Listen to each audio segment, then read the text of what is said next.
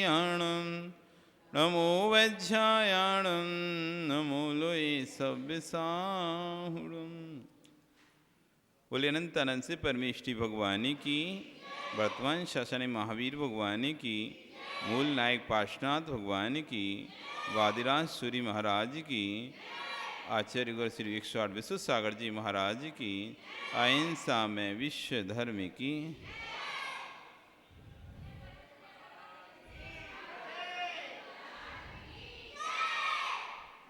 एक साथ पढ़ेंगे एक ही भावं गति मया या स्वयं कर्म बंधो घोरम दुखम भवगतो दुर्निवारा करोति तस्याप्यस्य त्वयि जिनरवि भक्तिरुन्मुक्तये चेत् जे तुम शक्यो भवति न तया को वरस्तापे हेतु ज्योति रूपम दुरित निवह ध्वांत विध्वंस हेतु तामे बाहु जिनवर शिरम तत्विद्या वियुक्तः चेतो वासे भवसि चमम स्फारमुद्भासमान तस्मिन्नाह कथितमो वस्तुतो वस्तुमीष्टे आनंद्राशु श्नपित भदनम गदगदं चाविजल्पन् यस्या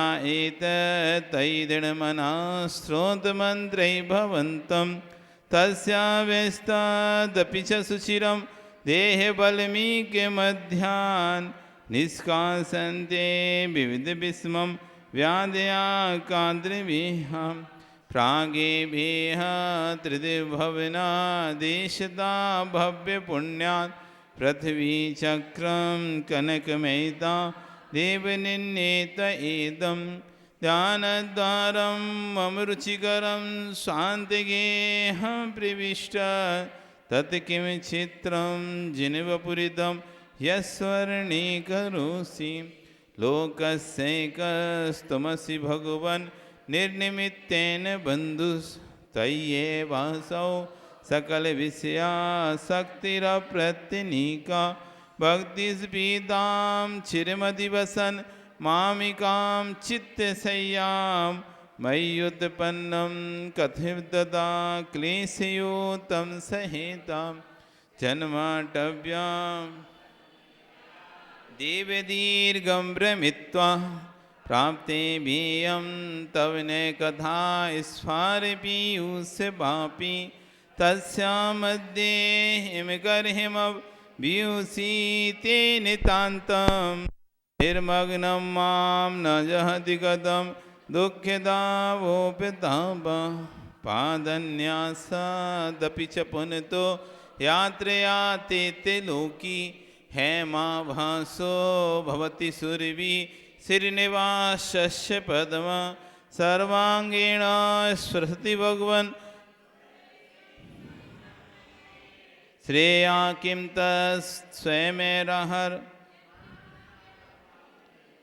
पश्यन्तं तद्वचन भ्रमितं भक्तिपात्र्या प्रवन्तं कर्मारण्यात् पुरुषमस्मानन्दधाम प्रविष्टं त्वं दुर्वाराईश्वरमदहरं त्वत्प्रसादैके भूमिं क्रूराकारा कथिरुजा कंठका निलुठन्ति पाषाणात्मा तदितरसमा केवलं रत्नमूर्तिर्मानिस्तंभो भवति च परस्तादृशो रत्नभर्गा दृष्टिप्राप्तो हरति सकतं मानरोगं नराणां प्रत्यासत्ते यदि न भवतः तस्य तत्सत्य हेतु हृदया प्राप्तो मरुदपि भवन मूर्ति से लोप बहाई सद्या पुंसान् निरवधिरुजा धूलिबंधम दुनोति ध्यानाहुतो हृदय कमलं यस्य तु त्वं प्रविष्ट तस्या सख्या कहीं भुवने देवलोक जानासि त्वं मम भवे यस्य यादृश्य दुःखं जातं यस्य स्मरणमपि मे शस्त्रवन्निष्पिनष्टि तं सर्वेशा स्रकप इति च तामिपेतोऽस्मि भक्त्या यत् कर्तव्यं तदेविषे देव एव प्रमाणं प्रापद्देवं तव नुतिपदै जीविकेनोपदिष्टै पापाचारी मरणसमये सारमेयोऽपि सौख्यं का सन्देहो यदुपलभते वासवं श्रीप्रभुत्वं जलपञ्जाबै मणिभिर्मलै तन्नमस्कारचक्रं शुद्धे ज्ञाने सुचनिचरिते सत्यपि त्वय्यनीचा भक्तिर्नु चेदनवति सुखा वंचिका कुञ्चिकेयं सख्योद्घाटं भवति गतं मुक्तिकामस्य पुंसो मुक्तिदारं परिदृढमहामोहमुद्र प्रच्छन्नाखल्वैमग्मयैरन्धकारैः समन्तात् पन्थामुक्ते स्फुटितपदा क्लेशगर्तैरगाधैः तस्कस्तेन व्रजति सुखतो देवतत्त्वाविभासि यदग्रे ग्रे न भवति भवद् भारतीरत्न आत्मज्योति निधिरनवधिर्दृष्टुरानन्दे हेतु कर्मक्षणी पटलपिहितो यो न वाप्यापरेषां हस्ते कुर्वन् यनति चिरस्तं भवद्भक्तिभाजा त्रोदैबद्ध प्रगतिपुरुषो धाम धात्रिखनित्रै मृत्युत्पन्ना नैहिमगिरे रायता चामृताब्दे याते वत्तत्पदकमलयो संगदा भक्तिगंगा चेतस्तस्यां ममरुचिवसा ताप्लुतं क्षालिताः कल्मासमयद्भवति किमयं देवसन्देह भूमि प्रादुर्भूता स्थिरपदसुखा तामनुध्यायतो मे तय्येवाहं सैतिमतिरुपद्यते निर्विकल्पा मिथ्यैवेयं तदपि तनुते तृप्तिमभ्रेष्यरूपा दोषात्माना अविमतफला त्वत्प्रसादाद्भवन्ति मिथ्यावादं मल्मुपुनुदन सप्तभङ्गितरङ्गै भागाम्भोधेर्भुवनमखिल देवपरेति यस्ते तस्याव्रस्ति सपदि विबुधा चैतसेवाचलेन व्यातनवन्ता सुचिर्मृता सेवया तृप्नुवन्ति आहा एभ्या स्पृशति परं या स्वभावादहृद्या शस्त्रज्ञा हि भवति सततं वैरिणा यस्य सख्या सर्वाङ्गेषु त्वमसि शुभगा त्वं न सख्या परेषां तत् किं भूषा क्वसन कुस्मै किं शस्त्रैरुदस्त्रै इन्द्रासेवां तव सुकृतां किं तया स्यागलं ते तस्यैवेयं भवलयकरी श्लाघता मातनोति त्वं निस्तारी जननजलदे सिद्धिकान्तापतित्वं तं लोकानां प्रवृत्ति तव श्लाघ्यते श्रोतमित्थं वृत्तिर्वाचा स्तुद्गारा कथमिव ततस्त्वयमीनाकृमन्ते मेवं भुवस्तदपि भगवन् भक्तिपीयूषपुष्टा ते भव्यानाम् अविमतफला पारिजाता भवन्ति कोपावेशो न तव क्वापि देवप्रसादो व्याप्तं चेत तभी परमो पेक्षैवानपेक्षम् अज्ञावस्थं तदपि भवनं सन्निधि वैरहारी कय्यं भूतं भुवं तिलकं प्राभं तत्परेषु देवस्तोतुं त्रिदेवगणिका मण्डली गीतकीर्ति तोतुरतीत्वां सकलविषया ज्ञानमूर्तिजनोया तस्य क्षेमं न पदमटतो जातु जोहुर्तु पन्था तत्वग्रंथ स्मरण विषये नेशमो मूर्तिमर्त्य चित्ते कुर्वन् निधिरनवधिर्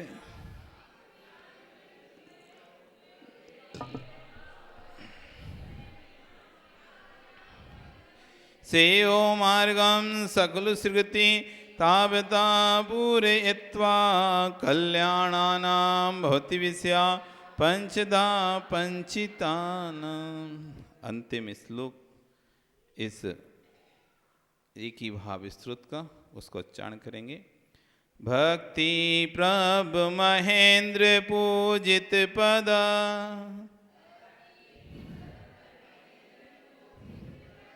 तत्कीर्तने नाक्षमा सूक्ष्म ज्ञान दिशोपि संयम भृता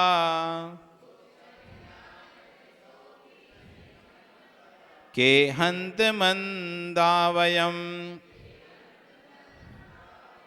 अस्माविस्तवनच्छलेन तु परस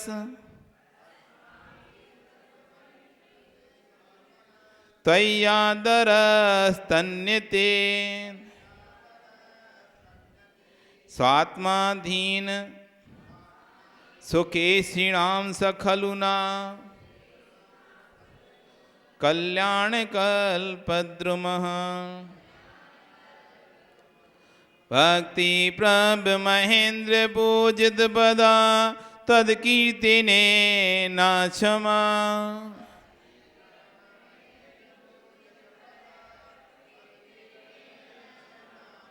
सूक्ष्म ज्ञान दिशोपि संयम भृता के हंत मंदावयम्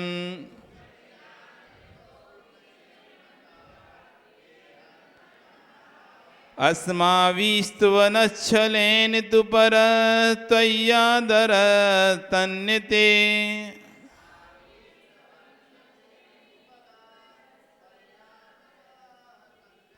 स्वात्माधीन सुकेशिणां सखलुना कल्याणकल्पद्रुमः।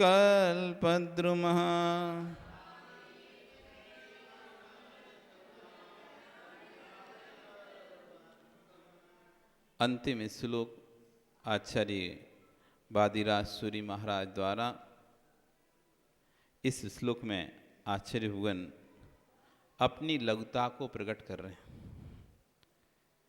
ये बात जगत में प्रसिद्ध है, विशाल वही बनेगा जो लघु होगा।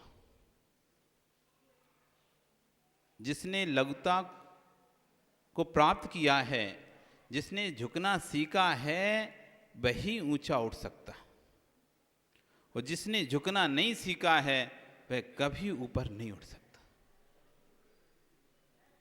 जो झुकता है, नमता है, वही आसमान में जाता है। आचार्य भगवान ने इतना बड़ा श्लोक 26-25 श्लोकों को लिखने के बाद आज अपनी लघुता प्रकट कर रहे हैं कि मैं तो भगवान, लोगों को लग रहा है कि मैं आपकी स्तुति कर रहा हूं, ये तो छल है, छल, स्तुति बहाने में छल कर रहा हूं।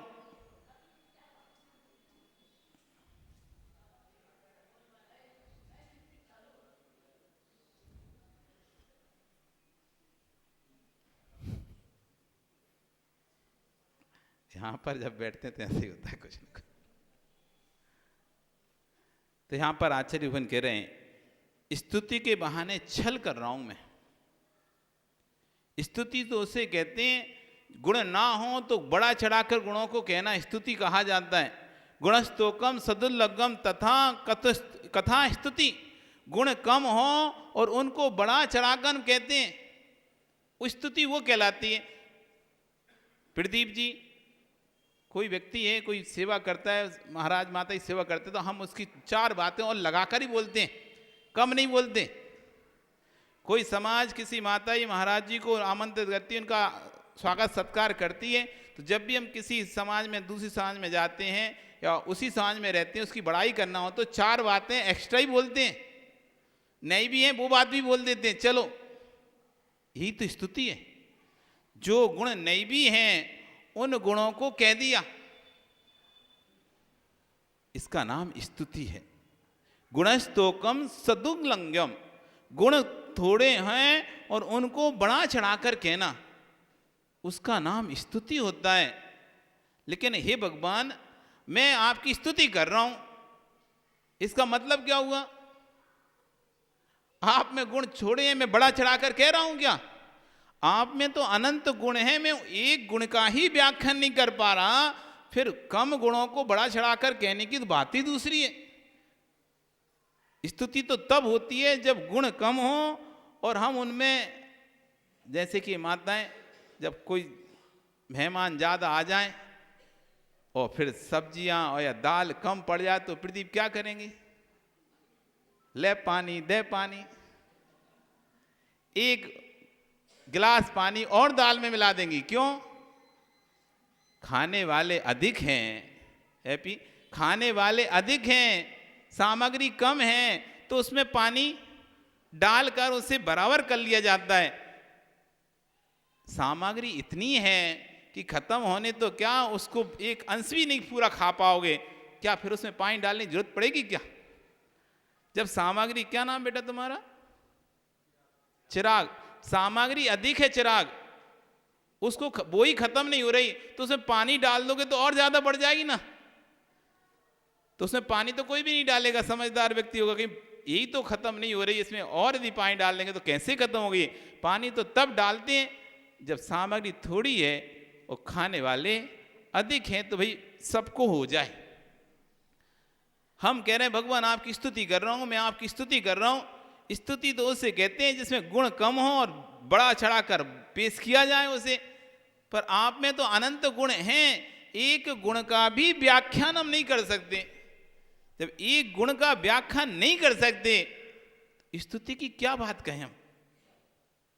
जिन भगवान के गुणों का व्याख्यान, भक्ति प्रभ महेंद्र पूजित पदा, भक्ति से जिनके सिर झुके हुए हैं, ऐसे इंद्रों के द्वारा भी भक्तांबर पिणते मौलिमणि प्रभाणा, मुद्योते कम दलित पापितमो वितानम, सम्यक पिणम में जिने पाद युगम युगादा, वालंबनम भव जले पतिताम जनानाम, भक्तांबर पिणत मौली मणि प्रमाणा, भक्ति से झुके देवों की मुक्तों की मौली की मणियों की प्रवाह को बढ़ाने वाले। हे भगवान आप कैसे हैं?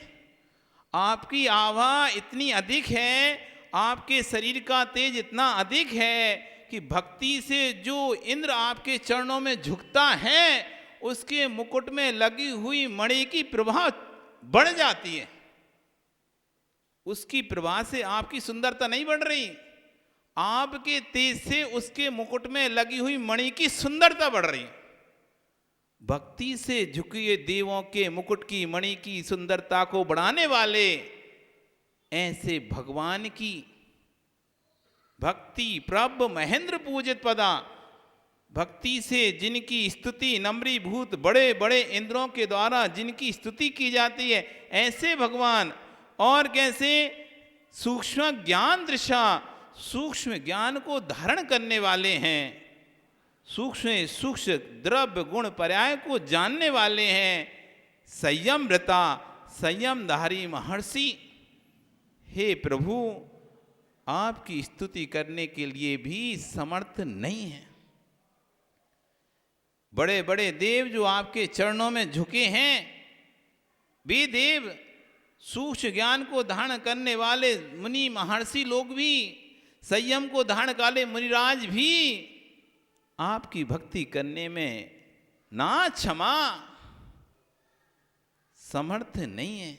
जब वे स्तुति करने में समर्थ नहीं है, गणधर परमेष्ठी आपकी स्तुति करने में समर्थ नहीं है, फिर मैं आपकी स्तुति करूं, ये तो एक तरह से छल है कि मैंने भगवान आपकी स्तुति की। जब बड़े बड़े लोग जिस काम को नहीं कर पा रहे, कोई व्यक्ति कहे कि मैंने किया उस काम को, तो हम कहें भाई पागल मत बताओ, अच्छे अच्छे लोगों ने तो कर नहीं पाया, तुम कौन सी खेत की मूली हो?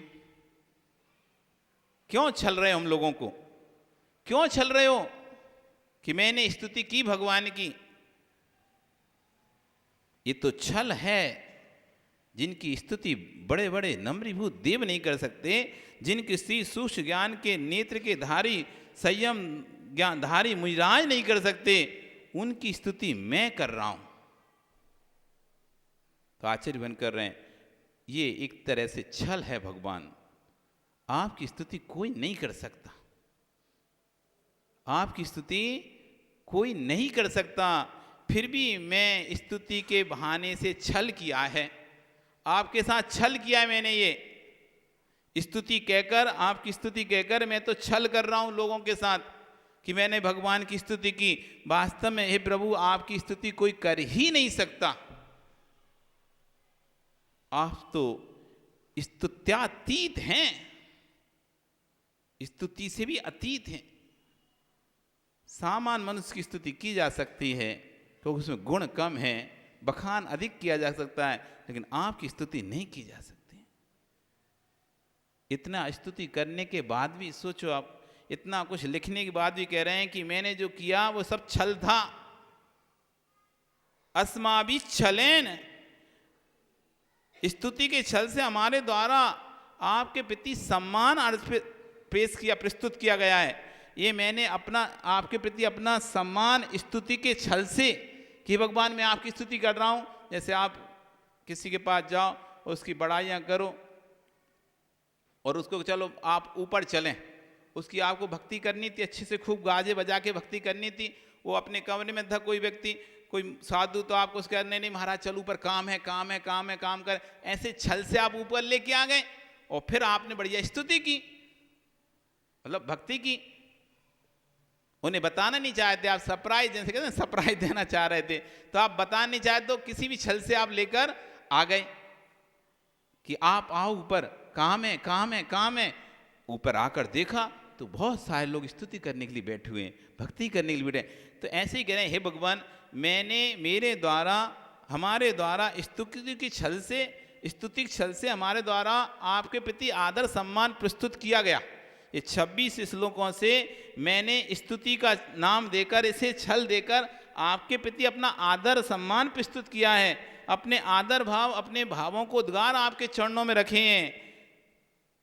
लेकिन मैं कहूँगा निश्चय से वह सम्मान ही जो मैंने आपके चरणों में रखा है, 26 श्लोक प्रमाण आपके लिए जो मैंने लिखा है, आपके प्रति जो मैंने लिखा है, ये श्लोक आत्मा दीन सुकेशना, जिसको अपनी आत्मा का सुख चाहिए, स्वात्माधीन, जो अपनी आत्मा के सुख के अधीन हैं, सुकेशना, सुख की ऐषणा में, ऐषणा मतलब होती खोज, जो सुख की खोज में लगा हुआ है। किस किस को चाहिए सुख? सुख किसको? तुमको चाहिए? चाहिए ना, नाम ही भूल गया, तो नाम ही इतना कठिन है, क्या नाम? समीर, पवन, बहुत बेहात। क्या समीर तुमको सुख चाहिए? चाहिए क्या? सोच लो, अभी अभी तुम सुखी हो इसलिए पूछ रहे हैं तुमको सुख चाहिए क्या? सुख चाहिए क्या समीर? यदि सुख चाहिए तो आज अपने पिताजी के पैर छूना और पूछना, पिताजी शादी करने के बाद सुख मिला क्या? पूछना आज। तुम्हें सुख चाहिए और सच्चा पिता होगा तुम्हारा, सच्चा पिता होगा, तुमको सच्चाई बात बता देगा कि क्या मिला है शादी के बाद। तुम्हें सुख चाहिए ना समीर? क्या चाहिए? सुख। अब तो ऐसे सिर कर रहा फंस गए हम तो, क्या कहें? दुख चाहिए कि सुख चाहिए? क्या चाहिए? सुख चाहिए कि दुख? नहीं है तो अपने भैया के पास चले जाना, बगल में बैठा है विकास, उससे ही पूछ लेना, विकास से पूछ लेना, भैया तुम तो सच बता दो, सुख मिला क्या? क्यों विकास? अब सही है, बोल मत देना, नहीं तो घर में कल से खाना में लवण हो जाएगा, कहेगा महाराज और आपने आफत करवा दी बुलवा के। जो अच्छी खासी 2 टाइम रोटी मिलती थी वे और बंद हो गई। पहले ही तो कड़ेला करवा कड़ेला, ऊपर से नीम और चढ़ा दिया आपने करेला और नीम चढ़ा, तो मतलब समझ गए ना। वैसे ही तो 2 कम थे क्या, और बुलवा दिया तो और अब रोटी और मिलना बंद हो गई। तो समीर क्या चाहिए तुमको, क्या चाहिए, सुख कि दुख, क्या चाहिए? सुख चाहिए तो आज जरूर पूछना।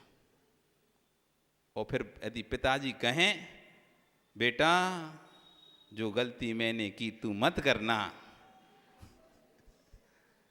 जो गलती हमने की वो मत करना, तो कहना बहुत अच्छे पिताजी, पैर पड़ना और घर से निकल जाना। आपने मेरी आंख खोल दी पिताजी। सच्चा पिता होगा तो तुमको बताएगा तुम्हारा हित किसमें है। सच्ची मां होगी तो तुमको बताएगी कि तुम्हारा हित किसमें है। जगत की मां अपने राग की बातें करेंगी, लेकिन जिनवाणी मां बैराग की बात करेगी।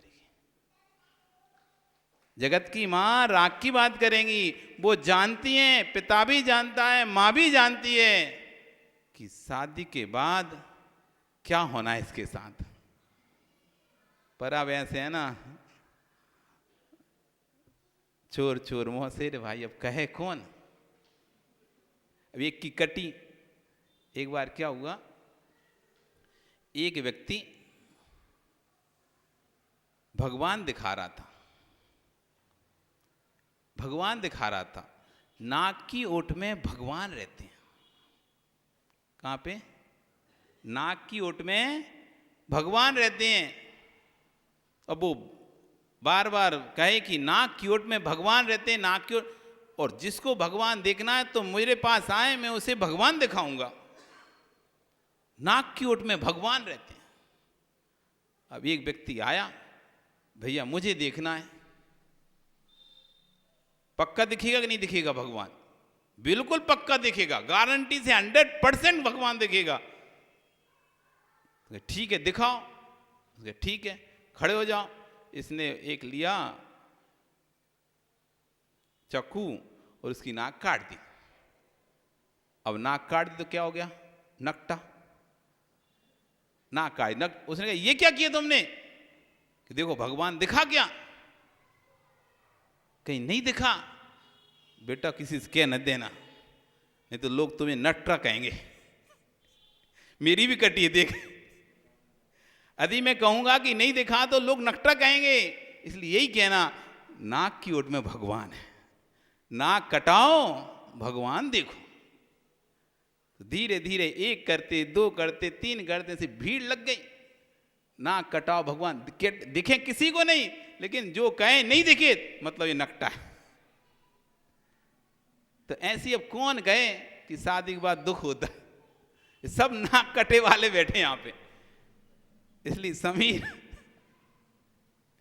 तुम अपनी नहीं कटवानी नाक, तुम अपनी नाक नहीं कटवानी तो सोच लो सुखेशिना। यदि वास्तव सुख के एशिना हो, सुख की खोज करते हो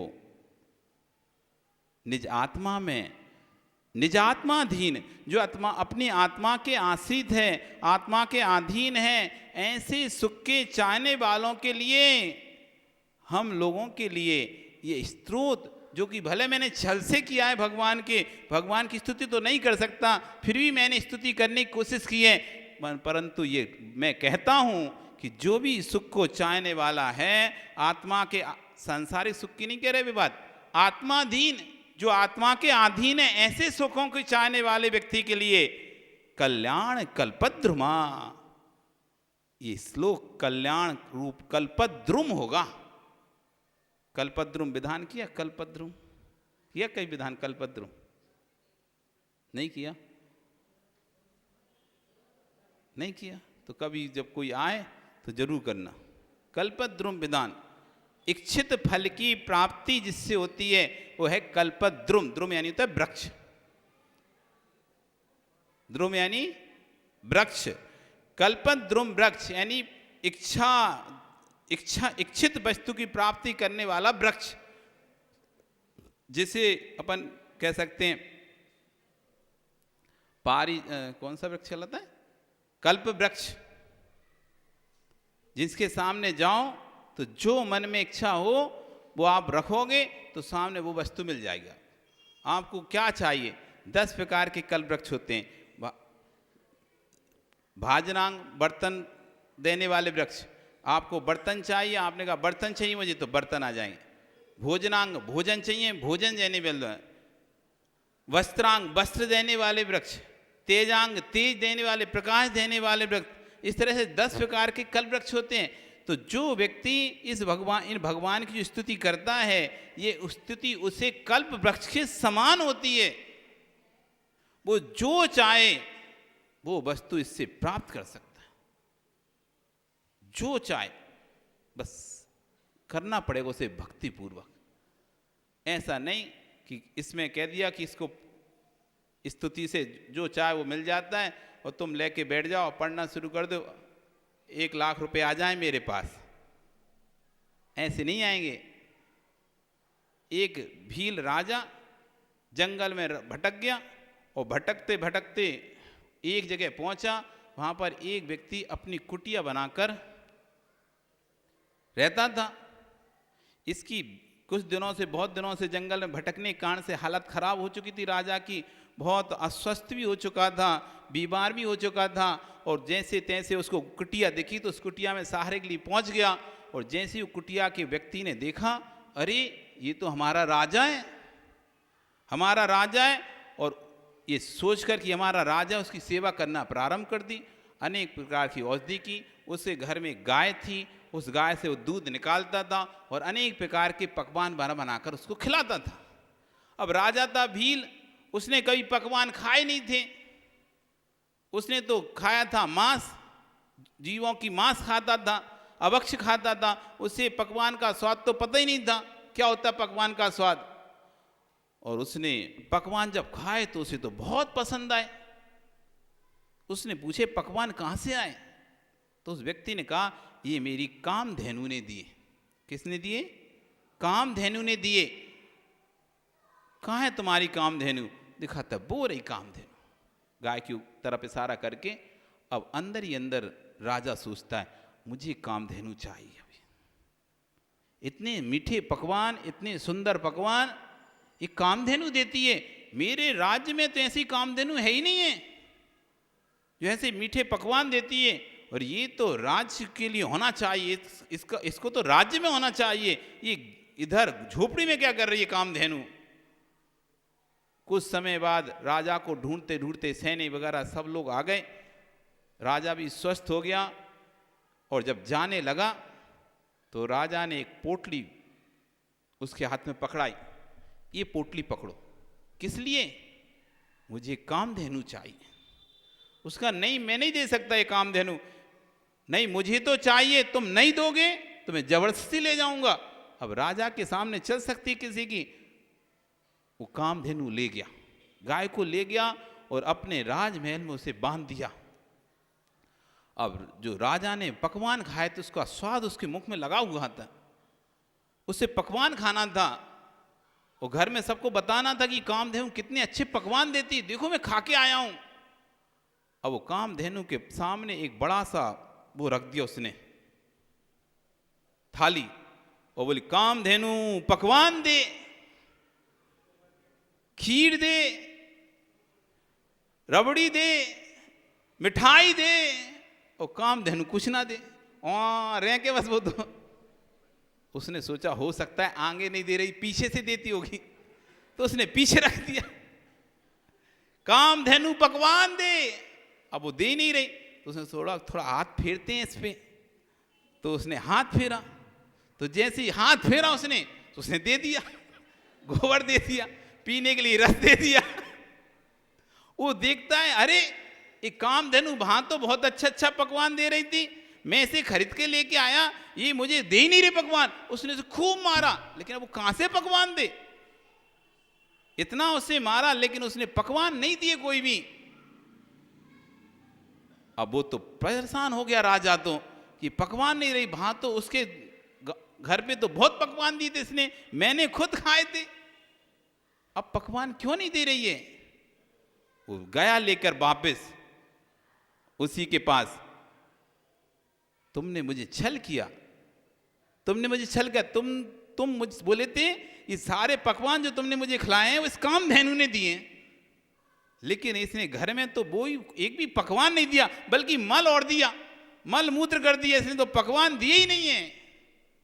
उसने कहा राजन, आप यदि मुझे ये वचन दें कि पुनः इसको आप लेके नहीं जाएंगे तो मैं बताऊंगा कैसे पकवान देती है, और ये आपकी रखो पैसे की थैली, मुझे नहीं चाहिए, आप मेरी कामधेनु मुझे वापस। अब राजा ने कहा ठीक है, दे तो है नहीं, ले रख ले तेरी। उसको दे दी वापस। वो देखता है इसकी हालत तो इसने बिल्कुल खराब कर दी, खाने पीने कुछ था ही नहीं। उसने फिर उसके आगे, देखो राजन ये हरी घास खाती है, हरी घास रखी, फिर ये ऐसे दूध दे निकालना पड़ता है, दूध निकाल कर फिर इसको गर्म कर कर इसका मावा बनाकर अभी ऐसे ऐसे पकवान इससे बनाए जाते हैं। आपको प्रक्रिया पता नहीं है, इसलिए कामधेनु पकवान नहीं दे रही है। अगर प्रक्रिया पता होती तो यही कामधेनु पकवान देती। ऐसी हमको यदि प्रक्रिया पता नहीं है स्त्रोत की स्तुति करने की, तो कहीं महाराज ने तो बोला था ये तो कल वृक्ष का काम करती है, ये स्तुति कल वृक्ष का काम करेगी, जो चाहोगे वो मिलेगा। हम तो इतने दिनों से पढ़ रहे हैं, कुछ मिल ही नहीं रहा, हम तो इतने दिनों से पढ़ रहे हैं पर कुछ मिल ही नहीं रहा।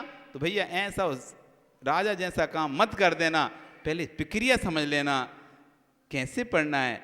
भक्ति के साथ, जो भक्ति के साथ अपने आत्मा के सुख की इच्छा से, ना कि लौकिक सुख की इच्छा से। लौकिक सुख तो अपने आप मिल जाएंगे, जो आत्म सुख की चाह करेगा उसे सांसारिक सुख तो स्वतः ही प्राप्त हो जाएंगे। निज आत्मा के आश्रित सुख चाहने वालों को ये स्तुति कल्याणकाली कल्प वृक्ष बनेगी, ये कल्प वृक्ष का कार्य करेगी। जिन भक्ति नम्र सुरेंद्र पूजित चरण, जिन भक्ति नम्र सुरेंद्र पूजित चरण धारी, तब प्रभु स्तुति कर ना पाए गणधरादिक सूक्ष्म ज्ञानी जब विभु। हे भगवान, भक्ति से नम्रित सुरेंद्र द्वारा जिनके चरण पूजित हैं, ऐसे इंद्र भी आपकी भक्ति नहीं कर पाए, गणधर आदि सूक्ष्म ज्ञानी भी आपकी भक्ति नहीं कर पाए। जिन भक्ति नम्र सुरेंद्र पूजित चरण धारी, तब प्रभु स्तुति कर ना पाए गणधरादिक सूक्ष्म ज्ञानी जब विभु। तब हम अबोध कहाँ करें स्तुति, मात्र हम आदर करें। फिर हम अबोध लोग स्तुति कहाँ कर पाएंगे, हम तो मात्र आदर कर रहे हैं। शिव धाम में स्वामी हमें एक कल्प तरु आधर धरे। फिर भी ये मानता हूँ कि शिव धाम के लिए एक आदर ही कल्प तरु का काम करेगा। इस तरह यहाँ पर आचार्य 25 नंबर तक के श्लोक लिखे।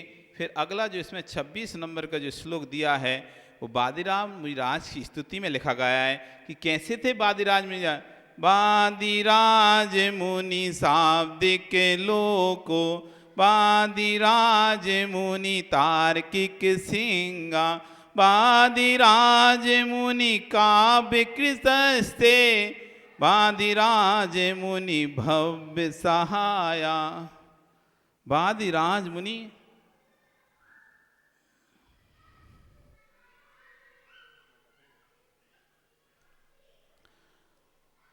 तार्किक लोगों, लोक में सबसे तार्किक कोई थे तो बादीराज मुनिराज थे। तर्क बुद्धि से बात को अपनी सिद्ध। बादीराज मुनि तार्किक लोक, बादीराज मुनि क्या था उसमें, बादीराज मुनि काव्य कृशस्ते, बादीराज मुनि तार्किक सिंगा, सिंह के समान थे। बादीराज मुनि सिंह के समान, किसी से डरते नहीं थे, अपनी बात को रखने के लिए सिंह के समान थे। बादीराज मुनि शाब्दिक लोका वादिराज मुनि काव्य कृशस्ते। वादिराज मुनि शब्द लोक यानी शब्द शास्त्र को जानने वाले थे। वादिराज मुनि काव्य को करने वाले थे। वादिराज मुनि तार्किक से सिंह के समान से। वादिराज भव्यों के सहाय, भव्य जीवों को सहाय हों, ऐसे वादिराज मुनिराज को मेरा बारंबार नमस्कार हो। ऐसे 24 तीर्थंकरों को जिनकी स्तुति करने से शिव धाम की प्राप्ति होती है, उनको मेरा नमस्कार हो। इन 26-25 श्लोकों को पढ़ने में जो भी हे जिन भारती, हे जिनवाणी माँ त्रुटि हुई, वह सब त्रुटि माफ हो। बोधि अल्प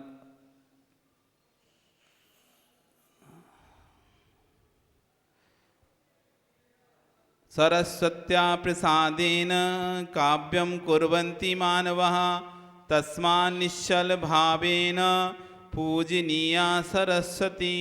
सरस्वती मया दिष्टा दिव्यः कमललोचना, हन्ति स्कन्दसमारूढा वीणा पुस्तकधारिणी।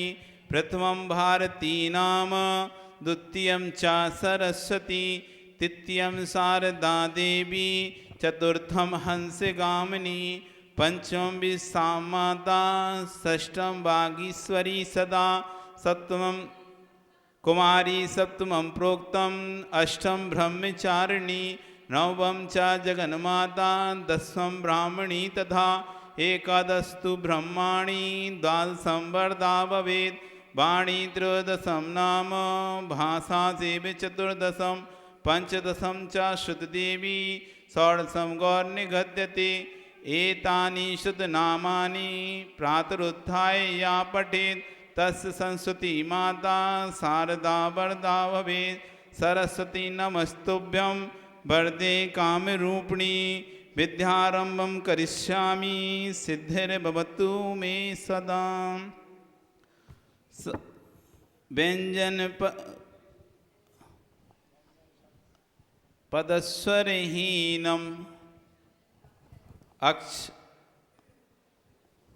अक्षर से, पद से, व्यंजन से जो भी हमारे द्वारा हे सरस्वती देवी इस श्लोक को पढ़ने में जो भी त्रुटि हुई हो, वे आपके प्रसाद से पूर्ण हो और ज्ञानावरणीकरण का हमारा क्षोभसम तेज हो और हम भी आगे जाके और इस जिनवाणी को आगे से पढ़ सके। इसी मंगल भावना से बोली भगवान महावीर स्वामी की जय। बोलो जिनवाणी माता की जय। माता तू दया करके